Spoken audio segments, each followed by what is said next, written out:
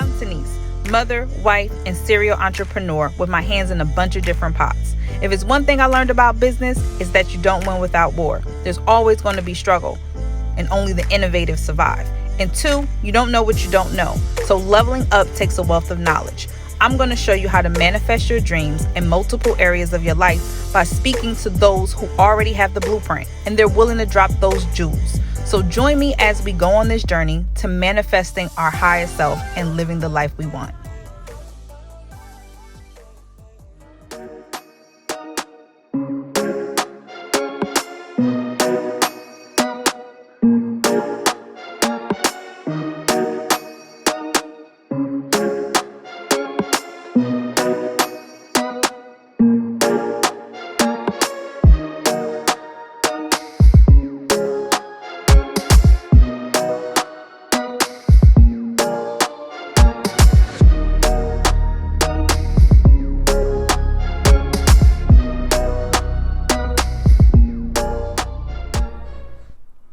Hi, Carmina. Hello. Thank you for having me and speaking to me today. Thank you for having me on as well. No problem. I'm really excited to talk to you about your business. You are in public relations, right? Yes, I am in public relations. Okay, so the name of your business is 3BG Marketing Solutions, yes, right? 3BG Marketing Solutions. Okay, yes. Now tell me about your business. First of all, what is it that you do exactly, and how did you come about 3BG Marketing? 3BG Marketing Solutions is a PR company, again, public relations, and we bring exposure to someone's business, situation, product, or whatever it may be. And we, of course, we have a marketing side as well, where just putting forth your business to the public. Okay. So in doing that, so how did you get started with it? I got started because I used to be in the liquor industry where I'm doing marketing and promotions for Stay Cavassier. I think Hennessy was one of the ones I did. Working with Diageo, which is a big umbrella that a lot of these brands go under. So, doing marketing per se out in the field for them. So when I was out there, there was this PR marketing company that did an independent film in Philly, and they had this whole event based on the premiere of the movie, and I just loved everything that they did. And I was young, so I was like, I want to do that. I was like, and I went to school for business administration, so kind of can go under that umbrella, and I'm like, I think I could do that. And so just started doing my research and started the company. I'm sorry. It's okay. You can keep going from where you were. You want to go back 5 seconds and start doing your research.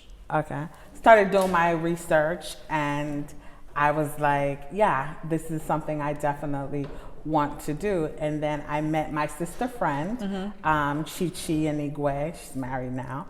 And she was doing PR solely. And I was like, I want to do marketing, but I want to just be focused on just events. I said, like promoting products and setting up really cool events, like execution campaigns for, the... she knows we're down here, and she just like went on there. She's making all this noise. I'm sorry. Singing. Okay. So I was like, this could definitely be, something I want to do. So let's team up. She was doing the PR, and I was doing the marketing and doing cool things. And I was approached by Speed Date Philadelphia. It was a single speed dating company. And before that, it was a restaurant. And this is just literally no internship, which is bad. I always tell people you need to intern because I literally learned on the job. And me and Chichi were like, okay, we're gonna do this. So we started working. It was like a vegan soul food place. It was called Pattison Palace, and it was based out of Philly. And she was supposed to do the PR for them, and I was supposed to do all the marketing. Everything was working on my side, but then Philadelphia at that time was very like black and white, and it was really hard to like get media attention, like the bigger media attention to like promote Black businesses. So, and Chi was having a hard time landing that. And I'm like, you know what, let me take a stab at it. And, you know, everybody says I have the gift of gab. You know, I can talk you into anything. I can sell water to a well type of thing. And I took a stab at it and I got placement. And I'm like, well, how hard can this be? And, you know, through then just, you know, I have a comedic side to me. I can make people laugh, make them feel comfortable. And I just started building relationships that way. And we charged them, I think it was $4,000 a month. And off the bat. And people are like, you know, I'm just very confident and very sure of, so that kicked that off. And then we went into Rip the Runway, which was with one of the athletes from the Philadelphia Eagles here. His wife, Renee Ike Reese, had put, the paper, the local paper had did an interview on her and how she was in town and she owned a boutique and she was basically looking to, you know, get into the Philadelphia market. They were from Atlanta. I think they used to play in Atlanta here. And she wanted to do like a fashion show event or something. And I'm like, I'm going to reach out to her just to see if, you know, I can meet with her and we can get something going on. So I met with her and we clicked and just told her what the service, mind you, this is like a new direction because, you know, it wasn't, you know, the PR aspect was not something I added. It was just strictly marketing. So now I'm looking at it like, okay, it's full on PR and marketing. So Renee met with me, talked to her how I could help her, like have the biggest events in the city and put her mark on the city and give her all the press that she was looking for. And I did exactly that. She had her event at the hottest venue in the city at the time. It was MTV came. She had press from ABC, CBS, Fox, all the local stations. And MTV just happened to be like in town looking for the hottest nightclubs in the country at the time. And they heard that this event was going on at the place and they wanted to come. So we had all the starters from the Eagles in the fashion show at that time. Donovan McNabb was the quarterback. He was in the show. We had about, say, $40,000 worth of free radio ads promoting the event. I had about $30,000 worth of liquor sponsorship for free liquor. So I got all these makeup from Christian Dior. We had makeup artists set up for the models in the back. And this was just my mark. I did such an incredible job getting her over $200,000 worth of sponsored like things to make her events successful. And everyone was like, how did she do it? And, you know, of course I had a great team behind me, but that like put my mark. And, you know, when you work with athletes, they are people of habit. So they tell this person and tell. So it just became a chain reaction in that industry, working with people like Michael Vick for a long time, working with people like Darren Sproles, Raheem Brock, Plexico Burris' wife. I also did an event and PR stuff for her when she launched her product line in New York City. Christian Louboutin reached out to me when they saw that I had an in with working with athletes and their wives. So of course, everybody wanted to kind of get in bed with me because, you know, there was money there. So I started doing little events at Christian Louboutin, and they had where, you know, you can, you know, oh yeah, the budget would be like $15,000. You have to make sure they at least spend that. The girls were spending $30,000 in like 30 minutes. So, you know, then it went to having a charity event at Fendi on Fifth Avenue. That brand, we had, you know, did a whole thing, shopping charity event. So I did some really cool things over the years that just branded me as that, like, you know, entertainment publicist, especially focusing on, you know, athletes and, you know, their wives. So is that the main? Is that the No, main it's not. area? No, or it's not main area, but the main type of clientele that you service? No, I service others as well. I always say this. I work with everything I like.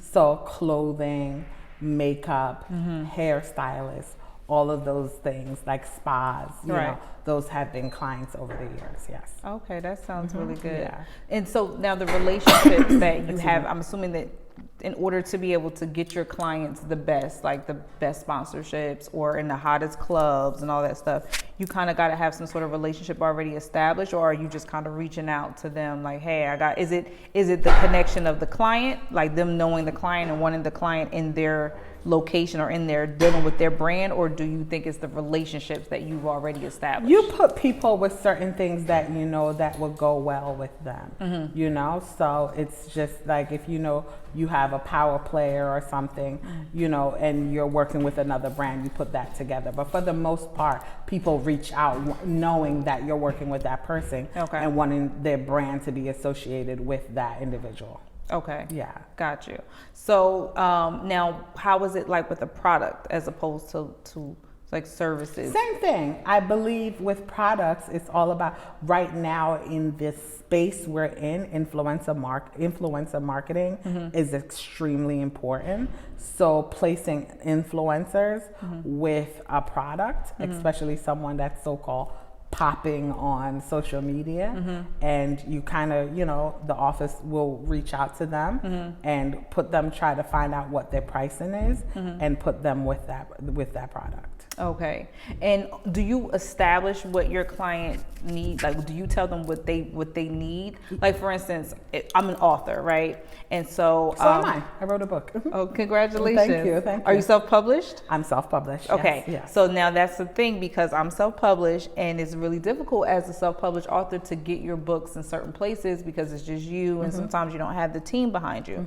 So, you know, when I went out and tried to find a PR person, it's like sometimes it can be a little bit difficult because one, you don't really know what it is that you need. You just know that you want your book to be everywhere, right? So do you kind of tell a person like, this is what you need to do, or this is what I'm going to do for you? Because if you wanted your book out here, then you need to be here, here, and here. That's a scope of work, you know. We send you a proposal, yes, and we break down what it is that we will do for you in that proposal. So for instance, I wrote a book, I wrote an ebook, and I did press for myself. And, you know, that was relating to what I know the book was. So everything that I've done for people is what I did for myself. I believe in the KLT factor. People have to know you, like you, and trust you. And so that's how, you know, those are the things, the Kardashians, everybody, that's what they go by, the KLT factor. People get to know you, they like you, they trust you, and they start buying into you. Right. So it's just like, so if you have a product and you don't have that big of a following, what is the first thing that you do? You get these influencers that not just, you know, a big booty girl that doesn't fit kind of what it is that you're promoting. So you fit someone that kind of goes into what it is that you're doing that fits your brand. And, you know, you work out something with them, and whether it's payment or however the situation is, most of the time it's payment. I believe in paying people because I want to control the situation. Right. I believe if you know, when people start doing free things for you, then it's at their liberty. And no, that's in business, you have to invest in yourself. So if you have a book, you send that book to somebody. Oh, this is a great book from Denise, and she's great. Here's at her, you know, and people start following you, and you have to do a lot of video content as well. A lot of visuals. Yes, a lot. Especially nowadays. Extremely. And putting, you know, money behind your targeted ads as well. Yeah. So how much does PR services cost, would you say? Depending on who your publicist is. So there's no just one, you know, price. It just goes by what it is that person is looking for, and or what, you know, it is that you need. PR services can start anywhere from $2,000 in my scope all the way to $5,000 just for PR. But when you're running a whole campaign and marketing, of course your budget, it depends you know, on how the bigger your exposure is, the more you want people to see, the bigger the budget is going to be. Okay. Yeah. Because I've noticed, like, over the years, and just right now with the social media game the way it is, and like you said, everything is visual. So I see a lot of people like that are really focusing on digital content and visual videos to kind of promote themselves. Yes. But these are the people that you see every single day. So Yes. you're constantly getting an email. You're constantly reminded of their product and their service, and that keeps them on your mind. Consistency, yes. Yeah. You have to stay on it. You do.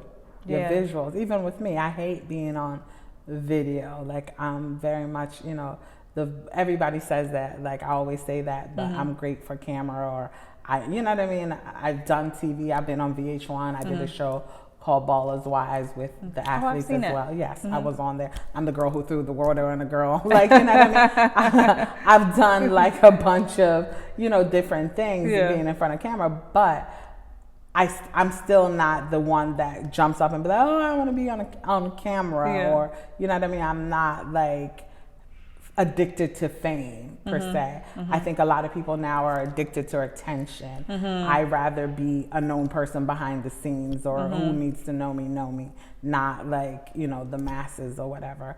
But I say this to say, when I wrote my book, I had a difficult time with doing videos. But again, I had to do everything I said that I tell my clients to do, and everything I said in the book.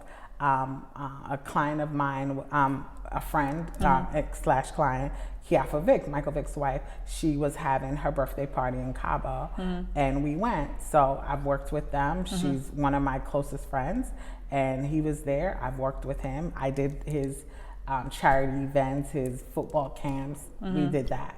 And I got them on video talking about me, talking about my services. And then I put that out, and just me talking about what I've done, my services, what's in the book, how helpful this book will be for you to get, whether you're a new publicist or you're a new business that can't afford my services. This is something you can do on your own. The book is $20. Everyone that's bought the book is like, this is great. I'm implementing this into my business. So that's like really, like, I feel it's special to me, especially when people say to me, oh, I bought your book, and, I'm really using the tools that you speak of in the book. And what's the name of your book? It's called Publicity on a Budget. Publicity on a Budget. Yeah. Okay. That's good. Because I always tell people that, like, I had a meeting, I have an event space, and I had a meeting with my partners recently, like when we first opened, and I said, we have to establish a budget for marketing, because, every business needs to be able to have a budget for marketing set aside. Because initially, when you first open, it's like you got the buzz just from having the like a grand opening. So everybody's like, oh, they want to support. But then after that, and it dies down, like, now what? How are you going to keep being on the, on people's minds with your business? What would you say is a good budget for marketing, or for like to have in your business? Like when you're starting out, is there it depends on what it depends on what it is that you spend into your business. How much did you spend in opening your business? So 25% of that should go into your marketing. Okay. You know what I'm saying? That you can't just open a business and don't think it should cost you money. So it all runs into what you pay for, like your ads. Where are you advertising? So it all depends on where you want to be seen and how big you can go. Is there a certain marketing technique that you think is very effective over others? Like, definitely do this or definitely do that? Visuals, videos right now. Videos. If you have a space, people should be seeing videos of what that space will look like, what that space has looked like when people have events there. So people can see. You'll be surprised. People, how when you see a house that you want to flip, and I'm good at that, people go be like, what are you going to do there? I can go in there like, no, this is what's going to happen. And it looks good, right? Some people can't You'll be like, yeah, why see didn't it. you think of that? Yeah. A lot of people don't have that visual they have to see it to know that it's possible. So just like a space, like, okay, well, what can I do there? You have to show them what is the baby shower going to look like in there? Yes. What is I the do that. sweet 16 going to look like in there? You know? Have you, I always say you have to tap into people that have the same demographics as you, but don't share, are not competitors, but you guys share the same demo.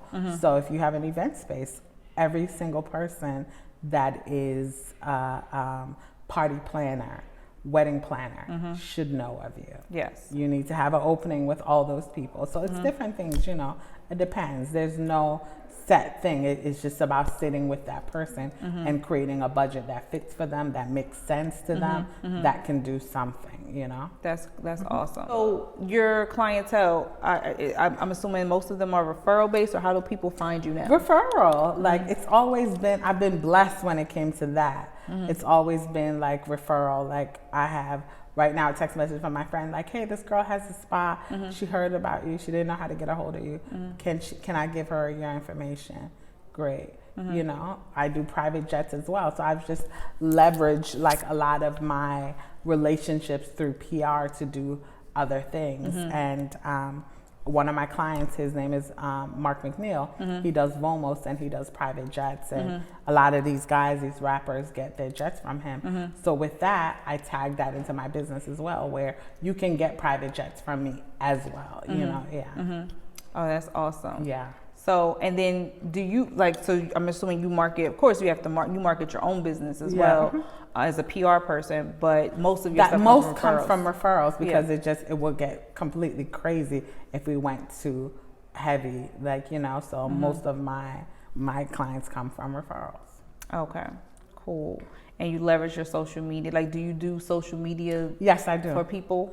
Sometimes for clients, yes. Yeah. You know, I'll let them clean up their social media, make it look good, or you know, set them up so they can get verified. You know, everybody's big on getting verified, so we know what angles you need to be at to get verified. Like, you know, you have to get press. Send out the press releases, making sure you have you know, a presence online for, you know, Instagram or whatever to see that and verify you.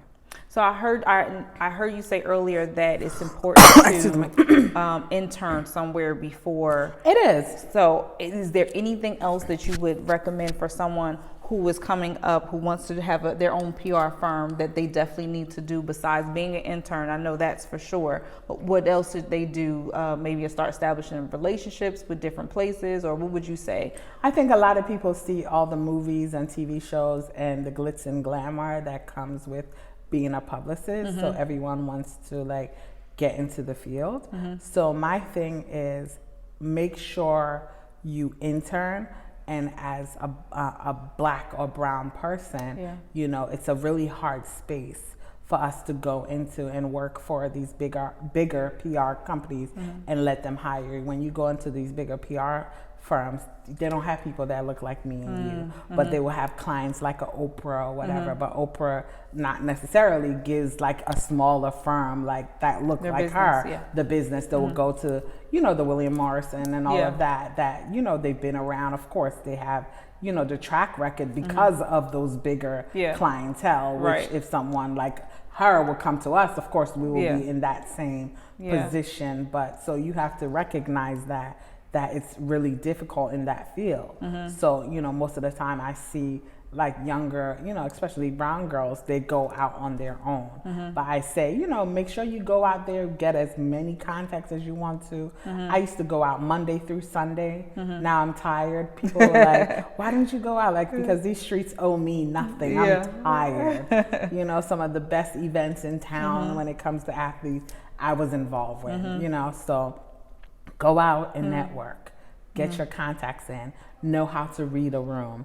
Don't be, as we call in Philly, don't be too Joe over friendly. You know that you're a woman, and you know, especially when you're going into certain spaces, just be aware and just know that it's business.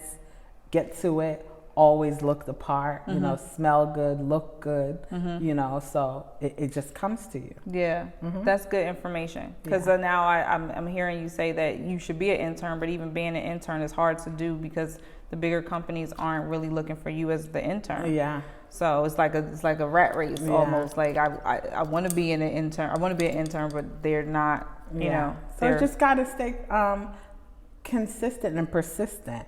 So, you know, right now things are changing where people are, inclusion is big, and you know, you watch MSNBC and CNBC all day long. They're talking to these CEOs of how they need to have more Black and brown people in their organization. So this is your time. They're in a good position.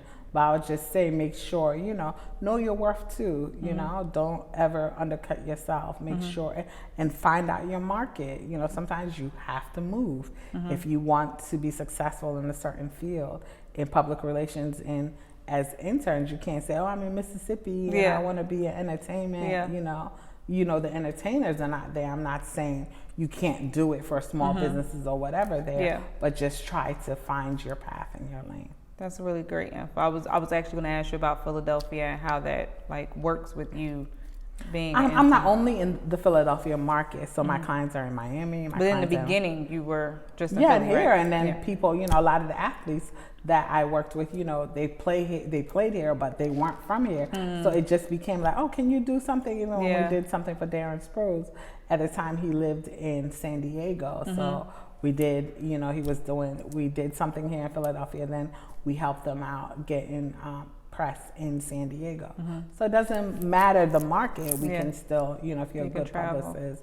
And I always say one of the things a great publicist has is a database. So that database will have you, you know, I can pull up anyone right now. If I go into my database, I could pull up you know, I had a client in Orlando and we got him on the news in Orlando. So we just plug in Orlando and it brings up all the, you know, all the media source outlets in Orlando and the contact information.